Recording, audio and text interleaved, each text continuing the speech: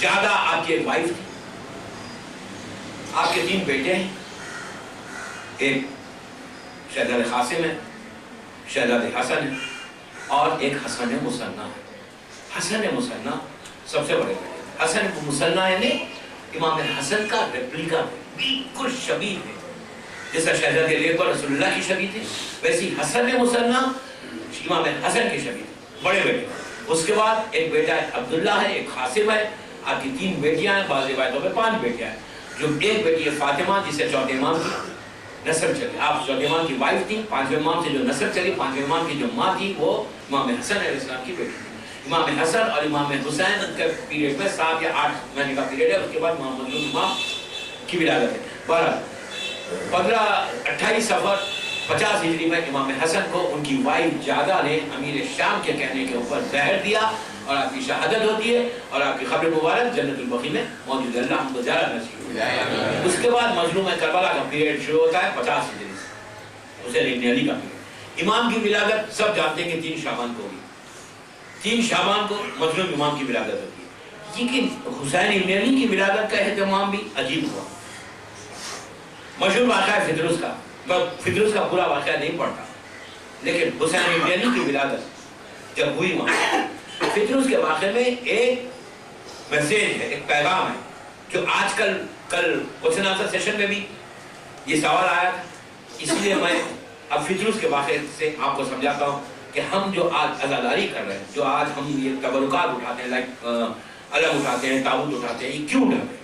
اس سے ہم کو کیا مل رہا ہے؟ مظلوم کربلا کا جو واقعہ فدرس والا بڑا مشہور ہے کہ حسین ابن علی کی ولادت ہوتی ہے 3 شعبان کو، جمعہ کا دن تھا، مدینہ منورہ تھا۔ حسین جب پیدا ہوئے، رسول آئے، اسی طرح گھر آ کر مظلوم امام کو آغوش میں لیا اور جبرائیل کا انتظار کیا۔ جبرائیل نے آ کے کہا کہ اللہ نے حسین نام رکھا ہے۔ رسول اور معصومی تو جانتے تھے، بس یہ واقعہ ہوا۔ اب فدرس اور جبرائیل، اچھا، ہر معصوم کی ولادت میں رسول سے لے کے 12ویں امام تک، 12ویں امام کے زمانے کی ولادت میں بھی آپ کو ملے گا کہ امام حسن عسکری اسلام کی گود میں امام زمانہ تھے، کچھ فرشتے آئے اور پرندوں کی شکل میں آئے، اور آئے دوسرے حجرے میں بیٹھے ہوئے تھے، اپنے پروں کو، اپنے ونگز کو ہلایا۔ امام حسن عسکری علیہ السلام نے زمانے کے امام جو اس وقت کچھ گھنٹوں کے تھے، ان پرندوں کے حوالے کیا، پرندوں نے امام کو لے کے ہوا میں پرواز کرنے لگے۔ تو جناب نرجس خاتون کے جو ماں ہیں ہمارے 12ویں امام کی، انہوں نے تڑپ کے رو کے کہا کہ مولا آپ نے یہ کیا کیا، میرے بچے کو ان پرندوں کے حوالے کیوں کیا؟ تو آپ نے ارشاد فرمایا کہ یہ پرندے نہیں تھے، یہ قدسی فرشتے ہیں، جیسا میرے بیٹے کا انتظار زمین پہ ہو رہا ہے اسی طرح آسمانوں میں ہو رہا ہے، اور یہ میرا بیٹا 3 دن کے بعد واپس آئے گا۔ تو ہر امام کی ولادت میں آسمان سے رحمت کے فرشتے مبارکباد دینے کے لیے اللہ کے رسول کے گھر آتے تھے۔ تو اسی طرح امام حسن کے لیے بھی آئے، مولا کے لیے بھی آئے، شہزادی اور رسول اللہ کے لیے بھی آئے۔ جب مظلوم امام پیدا ہوئے تو اسی انداز سے جبرائیل، روایت میں ہے کہ 70,000 فرشتوں کے ساتھ آسمانوں سے پرواز کر رہا۔ فدرس کا واقعہ آپ کے ذہن میں ہے، میں پورا واقعہ نہیں پڑھتا، لیکن مجھے جو میسیج دینا ہے آج بچوں کو عزاداری کے لیے وہ اس میں ہے۔ فدرس لے جب آنے لگے جبرائیل تو ایک ایسے راستے سے آئے کہ جس راستے میں فدرس اس آئلینڈ میں پڑا ہوا، اور فدرس کیا ہے؟ ایک انجل ہے، ایک فرشتہ تھا، بڑا فرشتہ تھا، جیسا جبرائیل ہے نا، ویسے ایک لیڈر تھا گروپ فرشتوں کا۔ فدرس نے اطاعت پروردگار میں کوتاہی کی تو اس کے اللہ نے پر کھینچ لیا۔ اور کب کھینچے؟ اس دن نہیں کھینچے جس دن حسین پیدا ہوئے، نو، کئی ہزار سال پہلے، یعنی thousands of years سے فدرس اس آئلینڈ میں پڑا ہوا ہے۔ تو فدرس کے سامنے عیسیٰ بھی پیدا ہوئے، فرشتہ جبرائیل مریم کے پاس آئے، جبکہ عیسیٰ مسیح ہے۔ فدرس جانتا ہے مردوں کو جب زندہ کر سکتا، پڑھنے دلا سکتا نا، لیکن نہیں دلا۔ جب اس نے رسول جبرائیل سے فدرس نے کچھ نہیں کہا، اللہ کا رسول پیدا ہوا جو عالمین کے لیے رحمت بن کر آیا، وہ وقت بھی جبرائیل کو دیکھا کہ وہ آ رہے ہیں، جبھی بھی کچھ ریکویسٹ نہیں کی۔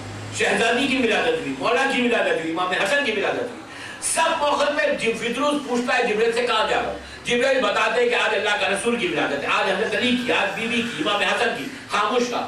لیکن جب مظلوم امام کی ولادت ہوئی تو مشہور بات ہے، آپ سب سنتے ہیں، لیکن مجھے خالی وہ پوائنٹ تک آپ کو لے کے جانا، پلیز میرے ساتھ رہیں۔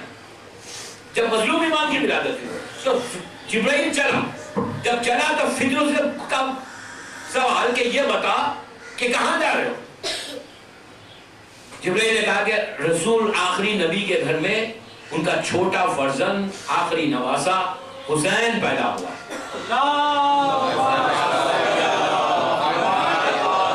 حسین آیا ہے دنیا میں، نام حسین میں وہ کشش تھی۔ فطرت نے ایک ہی سوال کیا، جبرائیل کیا مجھے تم اپنے ساتھ لے لو گے؟ جبرائیل نے کہا نو پرابلم، آ جاؤ میرے ساتھ۔ آپ کو پتا ہے کہ فطرت کے پر کیوں کھینچے گئے تھے؟ اللہ نے ایک آرڈر کیا، حکم دیا، اللہ کے حکم میں فریکشن آف سیکنڈ کے لیے اس نے تکلف کیا، روکا، اطاعت میں روکا، فریکشن آف سیکنڈ کے لیے۔ معصوم والا کہ غلطی نہیں کرتا، گناہ نہیں کرتا، اسے گناہ نہیں ہوا، ترکے ہو رہا ہے، ایک فریکشن آف سیکنڈ کے لیے رکا، تکلف کیا، ریزسٹ کیا، اللہ کو جلال آیا، اس کے پاس کھینچ لیے۔ اب یہاں فطرت جبرائیل سے کہہ رہا ہے کہ جبرائیل مجھے ساتھ لے لے۔ کوئی تاریخ سے یہ نہیں بتاتا کہ جبرائیل نے کہا کہ فطرت ٹھہر جا، میں ذرا خدا سے پوچھ لو۔ یہ نہیں کہا جبرائیل نے کہ خدا سے پوچھ لو۔ نام حسین تھا درمیان میں، جبرائیل بھی جانتا ہے کہ حسین درمیان میں تو خدا کبھی ناراض نہیں ہوگا، سمجھے؟ کہ اگر حسین درمیان میں ہے تو ہر گناہ معاف ہو سکتا ہے۔ اپنے پروں پہ لے جاتا ہے، لے کے آتا، واقعہ مشہور ہے، میں پورا واقعہ نہیں پڑھا، مجھے وہ منزل تک پہنچانا ہے آپ کو۔ آج کا جو سوال کا جوابات ہے، پہنچ کے رسول اللہ کو سلام کیا، سلام کر کے رسول سے کہنے لگا کہ اللہ کے رسول میں فطرت کو ساتھ لے کے آیا ہوں۔ آپ نے پوچھا کیوں آیا فطرت؟ تو کہا وہ اپنی غلطی کی معافی مانگنے آیا۔ اللہ کے رسول نے کہا کہ فطرت جبرائیل فطرت کو لے کے جا کے، یہ پھر میں کہہ رہا ہوں کہ ہماری تاریخ نہیں ہے دوستو، تاریخ اسلام جس میں معصومین کے واقعات ہیں۔ شبلی نعمانی کی کتاب، مشہور رائٹر انڈیا کا، اہل سنت کا، اس نے اس واقعے کو لکھا کہ جبرائیل نے جب رسول نے کہا کہ فطرت میرے ساتھ ہے، کہا کہ حسین کے سے معافی مانگنے آیا، آپ حسین کے وسیلے سے دعا کریں۔ جبرائیل کہتا ہے آپ دعا کریں کہ اس کو پر واپس مل جائے۔ رسول نے کہا میں نہیں کرتا۔ دیکھیں رسول چاہتے اشارہ کرتا مل جاتے پر، لیکن رسول کو بھی مقام حسین بتانا تھا۔ آپ نے ارشاد فرمایا کہ حسین کو لے کے جاؤ، فطرت کو لے کے جاؤ۔ کہاں لے کے جاؤ؟ لے کے جا کے حسین کے جھولے سے مس کرو۔ پلیز غور سے، آپ سنے ہوئے بات، یہ نہیں کہا، پلیز غور سے سنیں، رسول نے یہ نہیں کہا کہ جا کے حسین کی باڈی سے مس کرو۔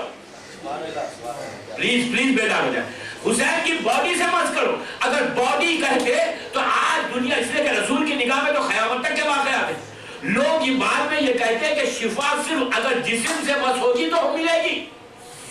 آج جو کربلا ہم جاتے ہیں، زری کو چومتے ہیں یا علم اٹھاتے ہیں یا تابوت اٹھاتے ہیں، یہ کیا ہے؟ ہم یہ تشبیہ جھولے کو حسین کے جسم سے نسبت تھی۔ رسول نے کہا کہ نسبت اگر صرف حسین سے ہو جائے تو ملک کے پر مل سکتا ہے، تو تم کیا ہو؟ محمد والے محمد بے باز بلند سلوات۔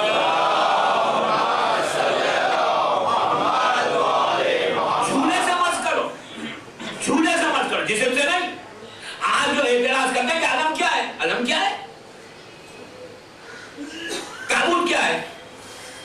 بابا جو چیز ہمارا اسلام کا پورا مذہب نسبت ہے، نسبت ہے، میں منبر سے کہہ رہا ہوں ابھی آپ کے شہر میں، نسبت کیا ہے؟ خانے آپ حج کیا کرتے ہیں؟ حج کیا ہے؟ خانے کعبہ کو جا کے آپ کیا کرتے ہیں؟ خانے کعبہ کیا ہے؟ پتھر ہے، پتھر۔ دنیا والے کہتے تم پتھر کی پوجا کر رہے ہو، پتھر کے اطراف گھوم رہے ہو۔ نو، ہم پتھر کو نہیں چومتے، ہم جو پتھر کو چومتے ہیں اس پتھر کو نسبت ہے خانے کعبہ کی اس جگہ سے۔ صفا اور مروا کیا ہے؟ ایک بی بی کی جناب حاجرہ وہاں دوڑی تھی، وہ نسبت حاجرہ سے، اسی لیے صفا حج مکمل نہیں ہوتا جب تک رسول اللہ کے روضے کو جا کے چومتے ہیں۔ ہم وہ اسٹیل کی یا گولڈ کی گنبد کو نہیں چومتے، نسبت رسول سے۔ پورا اسلام نسبت ہے دوستو، پورا اسلام نسبت ہے۔ حج نہیں ہوتا اگر نسبت کا ہم ختم کرتے ہیں۔ آج جو ہماری عزاداری ہے، آج جو ہم ماتم کرتے ہیں، آج جو ہم تابوت اٹھاتے ہیں، آج جو علم اٹھاتے ہیں، ہم کو علم یہ سمجھ کے نہیں چومتے کہ دین کا ٹکڑا ہے، نو، ہم کو اس علم سے، عباس کے علم سے نسبت ہے، اس لیے اس علم کو چومتے ہیں۔ ताबूत उठाते हैं हुसैन इब्न अली के, इसलिए कि हम हुसैन इब्न अली के ज़रिए को रोज नहीं जा सकते करबला। हम लोग अल्लाह हमको ज़ियारत नसीब हो इंशाअल्लाह, लेकिन हम करबला यूं तो नहीं जा सकते। रसूल ने फिदरुस के को हुसैन के झूले से मस करा के क़यामत तक के लिए उन तमाम लोगों का जवाब दिया कि अगर तुम दूर हो तो तुम सिर्फ निस्बत को मिला लो कि ये हुसैन से निस्बत है, तो अल्लाह वो शिफा देगा जैसा अल्लाह ने फिदरुस को शिफा। ये क्या है मालूम? बिलीव है, यकीन है। अगर आपके पास बिलीव नहीं है, यकीन नहीं है, अकीदा नहीं है, तो इस्लाम नहीं है दोस्तों। इस्लाम निस्बत का मजहब है, पूरा इस्लाम निस्बत का मजहब है। निस्बत नहीं है तो कुछ नहीं है। हज हमारा मुकम्मल नहीं पता, निस्बत नहीं है। क्या कहा रसूल ने जनाब हमजा की शहादत के बाद? रिवायत में है कि जनाब हमजा की शहादत के बाद, अब ये खाके शिफा पे एतराज होता है ना, खाके शिफा क्या है, हम क्यों करते हैं सजदा? जंग उहद के बाद रसूलुल्लाह ने जनाब हमजा की खबर की खाक को लेकर सिजदेगा बनाकर सजदा किया। शहजादी कौनैन ने उनकी खबर की खाक की मिट्टी लेकर तस्बीह बनाकर अल्लाह का उनकी मदद करती थी। निस्बत है ये। तो हुसैन इब्न अली से जो निस्बत है हमको, फिदरुस को इस तरह का कि अब जब फिदरुस को यहाँ मिल गया यहाँ पर, ये तो अजीब बात है दोस्तों। फिदरुस एक मुजरिम था ना। अब आप इंसाफ से बताइए कि फिदरुस किसका मुजरिम था? प्लीज, फिदरुस किसका मुजरिम था? हुसैन का मुजरिम था। हुसैन ने कैसे फैसला किया? फिदरुस तो अल्लाह का मुजरिम है। अब आप इंडिया में हैं, अल्लाह बिग पावर है ना, आप इंडिया में बैठे हुए हैं, यहां का मुजरिम या अमेरिका जो इस वक्त बिग पावर है, अमेरिका का कोई मुजरिम इंडिया का कोर्ट अगर उसे बरी कर दे तो वो अमेरिका मानेगा? एक मुल्क का मुजरिम दूसरे मुल्क में अगर वो बरी कर दे तो वो मुल्क मानता है? आप प्लीज लॉजिक की सुने। फिदरुस मुजरिम है आसमानों का, खुदा वहां का मुजरिम है, जमीन का मुजरिम नहीं है। वो खुदा का मुजरिम था और आसमानों में उसका जुर्म हुआ था, जो भी जुर्म हुआ था। तरके औला गुनाह नहीं था, तरके औला उसने आसमानों में किया था। फैसला जमीन पे कैसे हुआ? प्लीज आप बेदार हो जाए दोस्तों। फैसला जमीन पे कैसे हुआ? अल्लाह को चाहिए था शिफा देना। मामला हुसैन का ऐसा है कि न जमीन और आसमान का मालिक है, जहां चाहे जाके फैसला करे। फैसला ऊपर होना था, फैसला जमीन में कैसे हुआ? जब फैसला हुआ तो क्या हुआ? इसको भी पता है कि ये सुप्रीम कोर्ट है। मैं क्या कह रहा हूं? यहां पे यहाँ के फैसले के ऊपर फिर अपील नहीं की जा सकती। हुसैन इब्न अली का फैसला है बाबा। अब जो फिदरुस चला उसको ये पता है कि अब मुझे कोई नहीं पकड़ सकता। आप इंसान से बताइए, अगर मैंने खुदा ना खासा कोई जुर्म किया, फिर मैं आपके सामने आके आपकी आंखों में आंखें डाल सकता हूं? देखो कैसे डालूंगा, शर्म आएगी ना। फिदरुस तो ऊपर से उसको सजा हुई थी ना। जब यहाँ हुसैन ने उसको आजाद किया, अब क्या किया उसने? मलाइका की आंखों में आंखें डाली, डाल के कहा सुनो मुझे सा कौन है, अब मैं हुसैन का आजाद कर रहा हूं। हुसैन का फख्र करने लगा, प्राउड करने लगा, कहा तुम कम हो मैं ज्यादा हूं, अब मैं हुसैन का आजाद कर रहा हूं। रिवायत का जुमला है कि फख्र करता हुआ, नाज करता हुआ इतनी तेज परवाज करने लगा आसमानों में, और परवाज करते हुए जिब्राइल और मीकाईल जैसे मलाइका के दरमियान बैठ के कहने लगा तुम में और मुझ में बहुत फर्क है, मैं वो हूं जिसको हुसैन ने आजाद कर दिया। सलवात पढ़ ले मोहम्मद।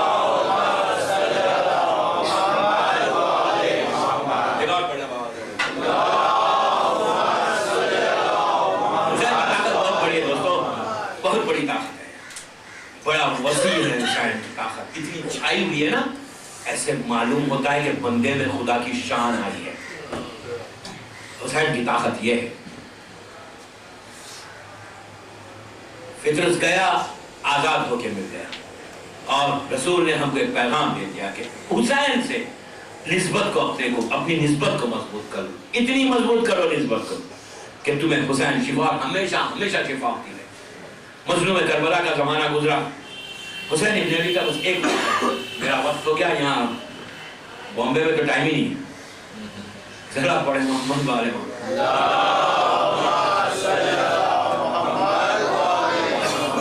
एक वाक़या, वो मैसेज है मेरी पूरी मजलिस का कि हमको क्या करना चाहिए। मजलूम करबला का जमाना है, आपने मदीने में ऐलान किया کہ جمعے کے دن مثال کے طور پہ فلاں وقت کا کھانا میری طرف سے، مدینہ میں اعلان جب ہوا کہ حسین کی طرف سے کھانا مسجد میں، تو تمام لوگ جمعے کے دن جو وقت کہا تھا وہ وقت پر پہنچ گئے۔ کھانا ہونے کے بعد امام نے غلام سے کہا کہ کرسی لا کے رکھو، کرسی لا کے رکھی گئی، ایک شخص کو اٹھایا، کہا جا کے کرسی پہ بیٹھ جاؤ، وہ بیٹھ گئے۔ وہ جب بیٹھ گیا تو اس وقت امام نے غلام سے کہا کہ وہ اشرفیاں لے کر گولڈن کوائنز ہوتی، ایک چیز آپ ذہن میں رکھ لیں کہ ہمارا کوئی امام غریب نہیں تھا۔ کوئی یہ ذہن میں رکھ کے زندگی نہ گزارے، یعنی یہ نہ سوچے بچے کہ ہمارے امام بڑے غریب تھے، سوکھی روٹی کھاتے تھے، پیون کا لباس پہنتے تھے۔ نو، ہمارا ہر امام پیسے والا تھا، لیکن جو کچھ محنت کر کے کماتے تھے وہ اللہ کی راہ میں خیرات کرتے تھے۔ تو امام نے غلام سے کہا کہ وہ قریب وہ اشرفی لے کر کافی سونا لایا۔ امام نے اس شخص کو کرسی پہ بٹھا کر سب مجمع کے سامنے دیا۔ لوگوں نے کہا مولا یہ تو ایسا کوئی بڑا آدمی تو نہیں، اس نے کیا کیا جو آپ اتنا اسے عطا کر رہے ہیں؟ یہ تو مدینے کا ایک چھوٹا سا معلم ہے، معلم ٹیچر ہے، بچوں کو قرآن پڑھاتا ہے، اس کو آپ اتنا عطا کر رہے ہیں؟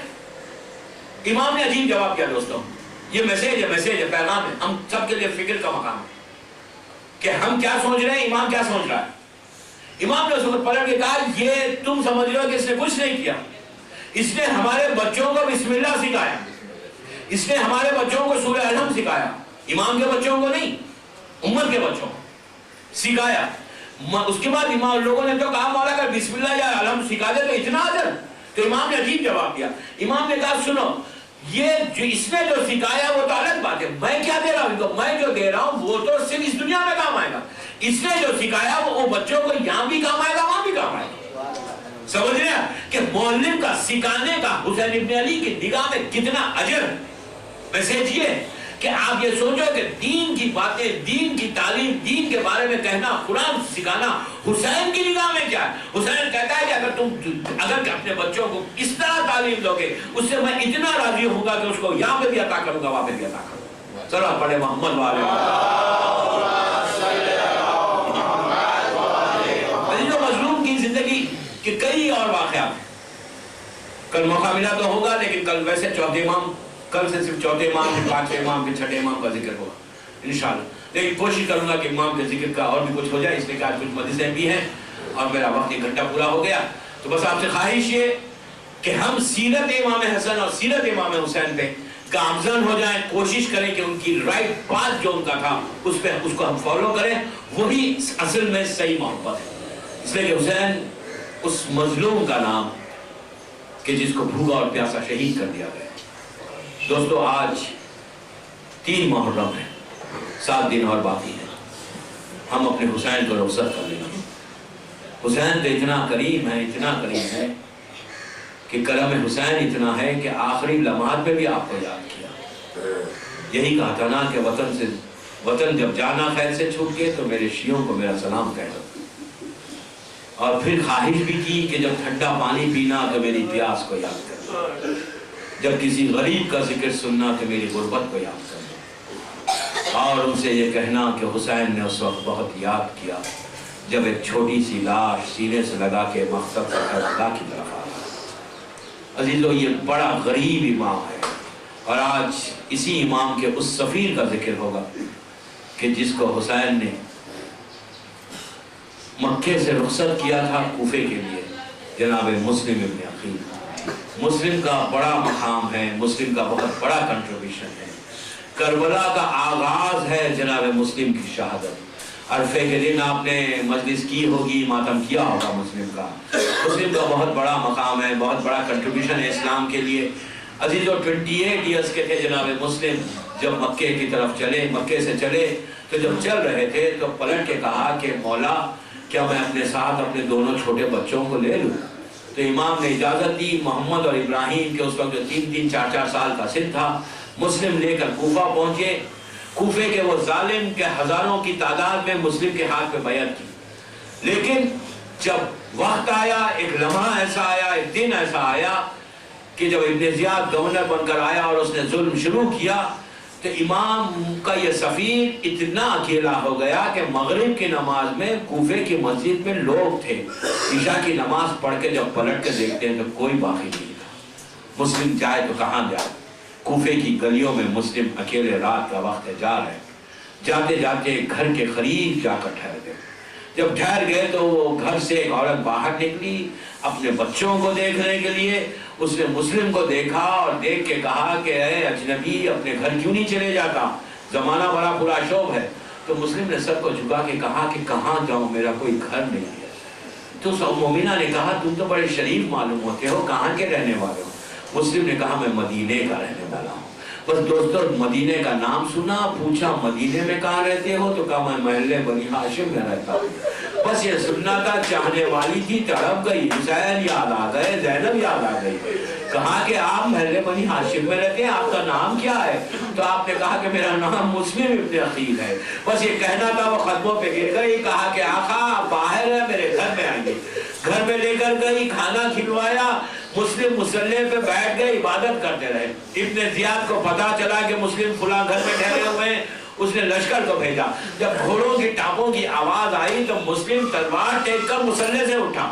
اس مومنہ نے کہا کہ مولا باہر نہ جائیں، ظالم آپ کو قتل کر دیں گے۔ تو اس وقت مسلم نے کہا کہ میں نہیں چاہتا کہ میں تیرے گھر میں رہوں اور یہ نامحرم گھر میں آ جائیں۔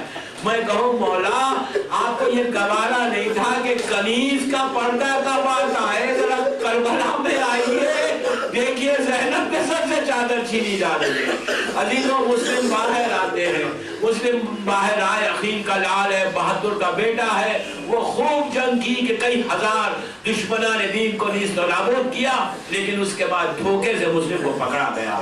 رسیوں میں جکڑ کے جب ابن زیاد کے دربار میں لائے تو روایت کا جملہ ہے کہ مسلم نے آنکھوں میں آنکھیں ڈال کے ابن زیاد سے بات کی۔ واقعہ کربلا کے ایک عرصے کے بعد ایک شخص کوفے سے مدینے آیا اور آ کر امام زین العابدین سے اس نے کچھ سوالات کیے۔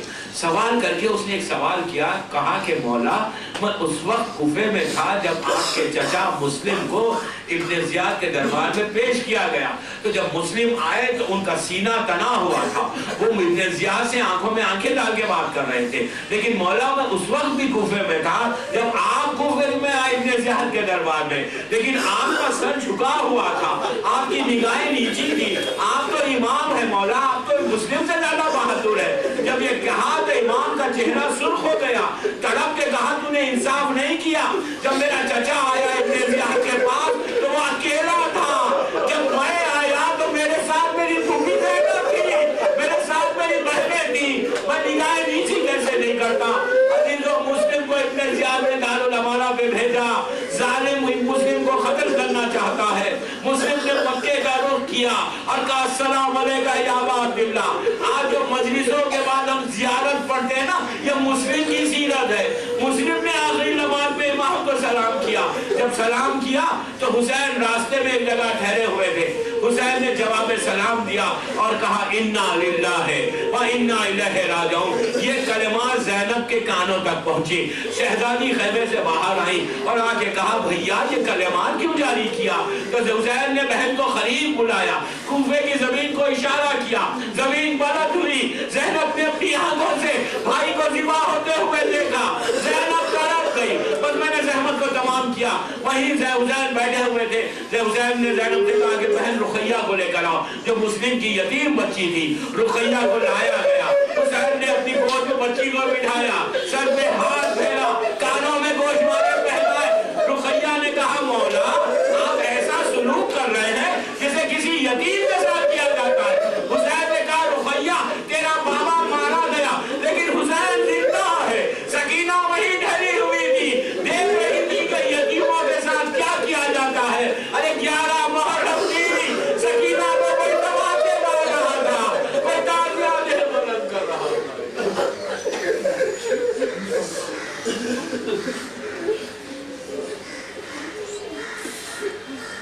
پروردگار مظلوم کربلا کے سفیر کا واسطہ، جناب مسلم کی مصیبتوں کا واسطہ، ان آوازوں پہ رحمت و نازل فرما، ہماری اس مختصر سی عبادت کو قبول کر دے۔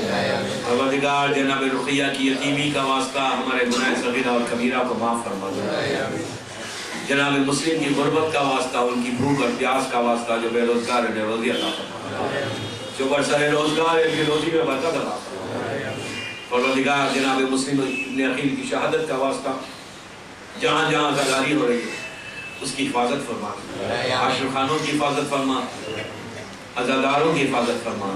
پروردگار شیعہ نے حیدر کرار پاکستان اور عراق میں جہاں جہاں پر ہے، پروردگار ان کی جان مال عزت آبرو کی حفاظت فرما، دشمنان اسلام کو نیز نابود کر، پرچم اسلام کو سربلند فرما، توفیق عطا فرما جناب مسلم کا واسطہ کہ ہم تیرے دین کی اور تیرے بندوں کی خدمت کریں۔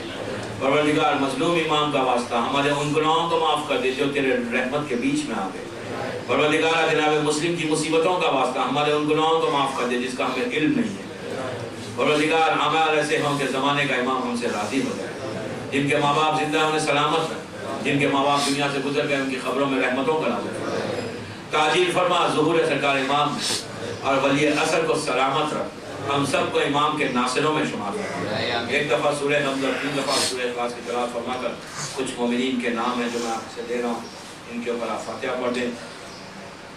سارا بھائی جان محمد اینڈ فیملی، حیدر علی بھائی محمد علی، غلام حسن محمد علی، رخسانہ بھائی خان محمد، اور جمیع مومنین و مومنات۔